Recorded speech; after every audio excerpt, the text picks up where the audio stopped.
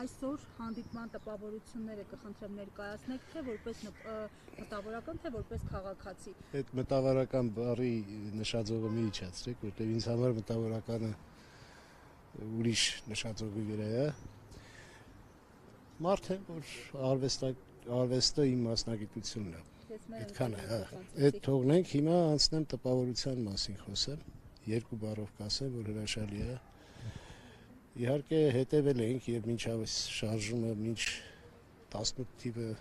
հետևել է իր գործունեությանը, իր բարեգործություններին, թե Արցախի հարցով, թե մյուս,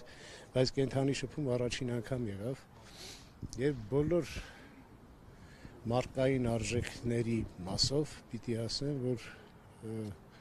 հագեցած եմ դուրս եկել, որովհետեւ հասկացա, որ գործ ունենք իսկապես ուժեղ եւ մտավոր լուրջ կարողություններ ունեցող առաջնորդի հետ։ Ինչ ասես չեն ասում այս օրերին հասցեն։ Դե ասելը հիմա դուք գիտեք ինչեր են ասելու մեզ ձեզ եւ ինձ էլ արդեն մի շաբաթ որ ինչ որ բան չի լինում, այդ այլանդակությունները չեն գրում, մի տեսակ վատ ենք զգում։ Հուսամ հունիսի 7-ին կվերջացնենք սա եւ այդ այլանդակություններ գրողներին խորապես ցավակցում եմ, որովհետեւ ես գոնե մի քանի օգուտ կգտնեմ եւ գիտեմ ինչ կանեմ։ Անցնենք թեմային, ես հիմա ուղղակի որպես մարդ, որպես քաղաքացի, որպես Երևանի տղա, որպես Ծագումով Ալաշկերտցի, Փանիկցի, ես ուզում եմ խնդրեմ բոլոր նրանց, ովքեր անտարբեր են, ձեր անտարբերությամբ մի նպաստեք Թուրքի գալուստին։ Մի մասն էլ հավատացած է, որ խաղաղություն է լինելու։ Այդ հավատացածներին պիտի ցավոք սրտի տխրեցնեմ, որտեղ սխալ տեղ են հավատում։ Հավատալ կարելի է մարդուն, իսկ ոչնչությանը հավատալը մի քիչ կներեք, բայց մտավոր կարողություններից զուրկ մարդու երևույթ է։ Երբ որ հավատում ես, բայց չգիտես ինչին։ Իսկապես չգիտես ինչի, որտեղ որևէ արժեք չեմ կարող գտնել այդ մեկի մեջ, ով որ խաղաղություն է խոստանում։ Եվ ինչով է խաղաղությունը խոստանում, այսինքն երբ որ թշնամին ի վիճակի է առանց որևէ նախապայմանի վերցնել տարածքներ եւ վերցնել գերիներ եւ պահել, վերջը այդ դրա խաղաղությունը ո՞րն է։ Չի կարող լինել խաղաղություն, եթե մենք պետք է չգնանք ընտրության կամ գնանք ընտրության, աստված չանի, ընտրենք թուրքերին։ Իսկ դուք ինչ եք նկատում, մեր ժողովուրդը պատրաստ է փոփոխություն անելու։ Ժողովրդի տոկոսային մասին չեմ կարող խոսել, ցավոք սրտի,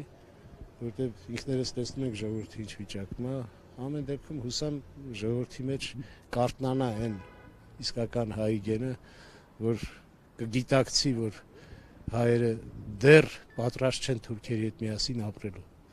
Հուսամ կգա այդ օրը, բայց այդ օրը կգա այն դեպքում, երբ որ ոչ թե նվաստացած եւ մուրացող խաղաղություն ունենանք, այլ պարտադրված եւ ուժեղ, որը կունենանք։ Պարոն Ամալյան, եւ ես սրա համատեքստում նաեւ չեմ կարող չանդրադառնալ Արցախի թեմային, որը այս պահին ամեն գնով ուզում են այդ դուռը փակել, այսօր էլ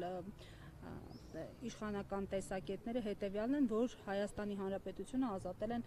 Լեռնային Ղարաբաղի թակարդից եւ ավելին ես այս մտածելակերպով մարդկանց համարում եմ հոգեբուժարանի կարիք ունեցող, ովքեր կարող են մտածել, որ Արցախը տվել են անուն խաղաղության։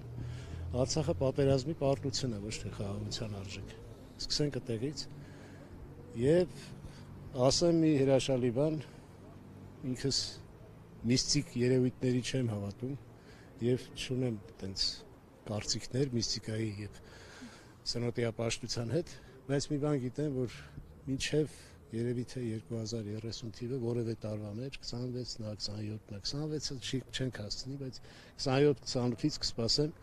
որ ես նորից դատի վանքում իմ ընկերների հետ կմասնակցեն պատարագի։ Փաշինյանը սպառնում է, ասում է, ով Արցախի էջը բացի իմ հետ է գործ ունենալու։ Դե հիմա ես իր հետ չեմ ուզում գործ ունենալ, որովհետև ինձ համար ամենաբարապ եւ ամենաավելորդ ժամանակը կլինի, որը նույնիսկ եթե դա մի րոպե է տևելու, չեմ ուզում։